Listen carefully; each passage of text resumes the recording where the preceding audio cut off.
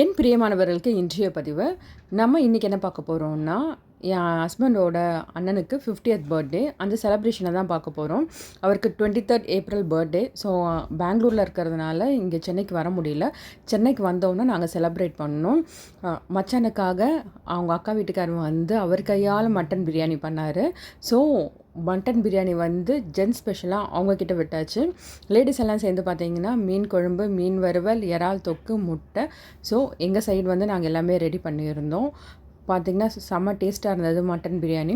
ஸ்டார்டிங்கில் பார்த்திங்கன்னா முட்டி போட்டும் பிரியாணி பண்ணியிருப்பார். நானும் கலாய்ச்சேன், பாருங்கள் மச்சானுக்காக முட்டியெல்லாம் போட்டு பிரியாணி பண்ணுறீங்க அப்படின்ட்டு. பிரியாணி பார்த்திங்கன்னா வேறு லெவலில் இருந்தது, செம்ம டேஸ்ட்டாக இருந்தது.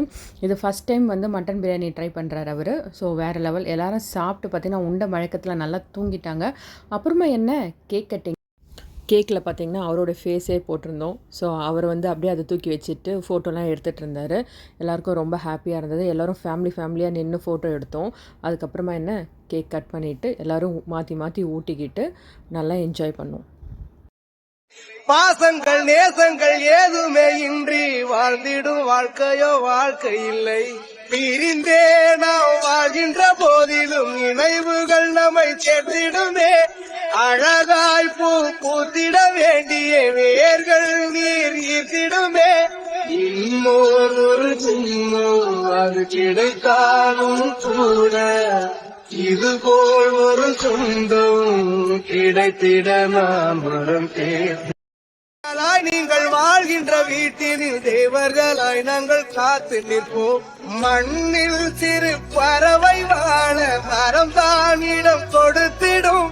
மரம் தான் இடம் கொடுத்த போதும் மண்தான் உயிர் அளித்திடும். சொன்னாலும் யாருன்னு செஞ்சாலும் சொந்தாமும் வந்தாம கூட வரும்.